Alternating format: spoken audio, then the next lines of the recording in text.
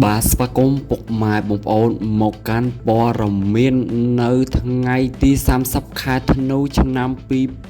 2025នេះបាទមានរឿងធំទៀតហើយពុកម៉ែបងប្អូនបាទប្រធានាធិបតីរបស់សហរដ្ឋអាមេរិកបាទគឺលោកដូណាល់ត្រាំបានអះអាងថាអាមេរិកបានវាយប្រហារផែដឹកជញ្ជូនគ្រឿងញៀននៅក្នុងប្រទេសវេណេស៊ុយអេឡាបងប្អូននេះគឺជាព័ត៌មានមួយដែលកំពុងផ្ទុះខ្លាំងមែនទែនបាទនៅបាទជុំវិញពិភពលោកពុកម៉ែបងប្អូនបាទរដ្ឋធានីវ៉ាស៊ីនតោនបាទប្រធានាធិបតីសហរដ្ឋអាមេរិកបាទគឺលោកដូណាល់ត្រាំបាទកាលពីថ្ងៃទី29បាទខែធ្នូឆ្នាំ2025នេះបាទគឺលោកបានប្រកាសជាសាធារណៈហើយថាបាទកងកម្លាំងរបស់សហរដ្ឋអាមេរិកបានវាយប្រហារទៅលើតំបន់ផែមួយកន្លែងបាទគឺសម្រាប់ផ្ទេរគ្រឿងញៀនឡើងទៅលើនាវានៅក្នុងបាទប្រទេសវេណេស៊ុយអេឡាបងប្អូនមានន័យថាអាមេរិកបាទកំពុងតែបាទវាយប្រហារទៅលើបាទកំពុងផែដែលកំពុងតែបាទផ្ទេរគ្រឿងញៀនបាទនៅប្រទេសវេណេស៊ុយអេឡាផងដែរនេះជាការបញ្ជាក់របស់បាទប្រធានាធិបតីរបស់ពិភពលោកបាទរបស់បាទសហរដ្ឋអាមេរិកបាទគឺលោកដូណាល់ត្រាំបាទក្នុងកិច្ចសម្ភាសជាមួយនឹងបាទវិទ្យុ WABC លោកដូណាល់ត្រាំបានគូបញ្ជាក់ផងដែរថាការវាយប្រហារដ៏ធំមួយដែលបានកើតឡើងនៅតំបន់នោះគឺបាទបណ្ដាលឲ្យមានរោងចក្រឬមូលដ្ឋានកែច្នៃគ្រឿងញៀនដ៏ធំរបស់វេណេស៊ុយអេឡាត្រូវបានកំទេចចោលទាំងស្រុងបាទបងប្អូននេះគឺជាការបាទសម្ភាសរបស់វិទ្យុដែលតកតងទៅនឹងលោកដូណាល់ត្រាំហើយក៏បានបាទពោលពាក្យដូចនេះផងដែរវាបានคล้ายទៅជាការវាយប្រហារដែលតាមផ្លូវគោកជាលើកដំបូងបំផុតដែលធ្វើឡើងដោយរដ្ឋបាលលោកដូណាល់ត្រាំប្រឆាំងនឹងរដ្ឋាភិបាលរបស់លោកបាទនីកូឡាម៉ាដូរ៉ូ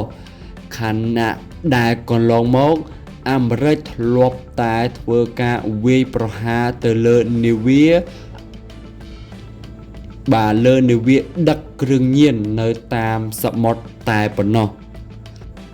ទោះបីបាទជាមានការជជែកដេញដោលថាតើព្រឹត្តិការណ៍នេះបានធ្វើឡើងដោយកងទ័ពអាមេរិកឬក៏ដោយភ្នាក់ងារសម្ងាត់ CIA ក៏ដោយ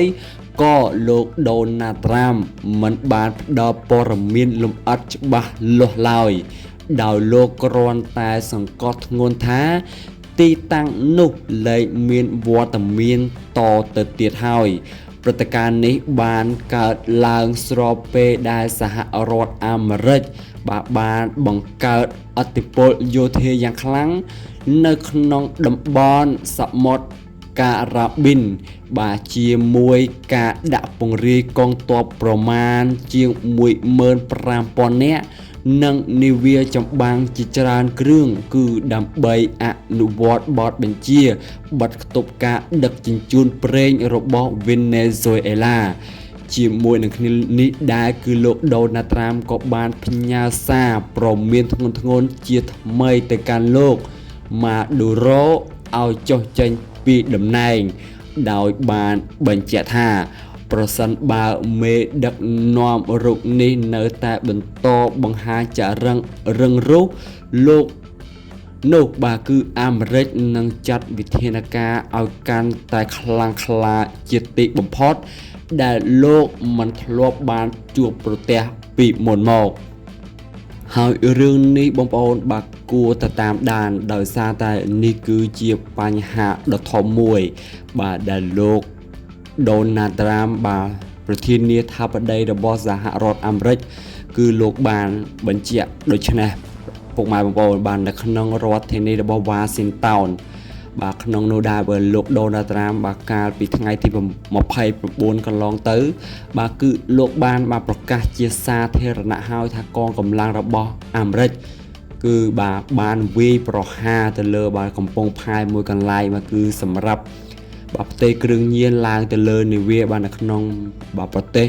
វេណេស៊ុយអេឡាផងដែរពុកម៉ែបងប្អូនហើយក៏មានកិច្ចសម្ភាសមួយចំនួនជាមួយនឹងវិទ្យុ WABC ហើយក៏បានបញ្ជាក់ផងដែរថាគឺមានតំបន់ដែល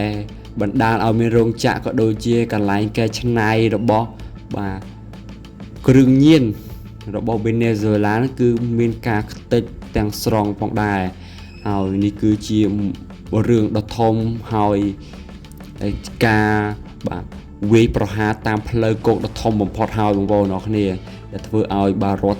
រដ្ឋបាលរបស់ត្រាំប្រឆាំងជាមួយនឹងលោករដ្ឋបាលរបស់នីកូឡាស់ម៉ាឌូរ៉ូជារឿងមួយដែលអាមេរិកធ្លាប់តែវាយប្រហារទៅលើការដឹកជញ្ជូនគ្រឿងញៀនទៅតាមសមុទ្រឥឡូវនេះគឺលោកដូណាល់ត្រាំគឺបានវាយប្រហារហើយគឺនៅតាមផ្លូវគោកហើយជារឿងដែលធំផងដែរមិនមែនតូចនោះទេកន្លងមកគឺលោកដូណាល់ត្រាំគឺធ្លាប់តែវាយប្រហារតាមការដឹកជញ្ជូនតាមសមុទ្រប៉ុន្តែឥឡូវនេះគឺលេងឈុតធំមួយវគ្គទៀតគឺវាយប្រហារតាមផ្លូវគោកតែម្ដងពុកម៉ែបងប្អូនហើយទោះបីជាមានការជជែកដេញដោលយ៉ាងណាក៏ដោយគឺកងទ័ពរបស់អាមេរិកក៏ដូចជាភ្នាក់ងារសម្ងាត់របស់ត្រាំក៏មិនបានផ្ដល់ព័ត៌មានលម្អិតអីឲ្យច្បាស់លាស់នោះទេគឺគ្រាន់តែប្រធានាធិបតីសហរដ្ឋអាមេរិកលោកដូណាល់ត្រាំរូបនេះគឺលោកបានសង្កត់ធ្ងន់ទីតាំងដែលលែងមានវត្តមានតទៅទៀតហើយតែប៉ុណ្ណោះហើយព្រឹត្តិការណ៍នេះគឺស្របពេលកាត់ឡើងស្របពេលដែលអាមេរិកបានបង្កើតនៅអធិពលយោធាយ៉ាងខ្លាំងបំផុតនៅក្នុងតំបន់សមុទ្រមួយកន្លែងដែលជាសមុទ្រការ៉ីប៊ីននោះពុកម៉ែបងប្អូនហើយមួយឈុតនេះគឺលោកដូណាល់ត្រាំបានបង្រាយទ័ពយ៉ាងច្រើនរហូតទៅដល់15000 នាក់នឹងមាននាវាចម្បាំងជាច្រើនផងដែរហើយប្រសិនបើមេដឹកនាំគឺរបស់វេណេស៊ុយអេឡារុកនេះនៅតែបង្ហាញចរិតរឹងរូសនោះគឺអាមេរិកនឹងចាត់វិធានការដ៏ក្តៅមួយទៀតគឺមានថាគឺលោកប្រហែលជាលេងឈុតធំជាងនេះហើយពុកម៉ែបងប្អូនហើយនេះគឺជាការបញ្ជាក់របស់ប្រធានាធិបតីរបស់សហរដ្ឋអាមេរិកគឺលោកដូណាល់ត្រាំដែលបានបញ្ជាក់ដូច្នេះផងដែរអរគុណពុកម៉ែបងប្អូន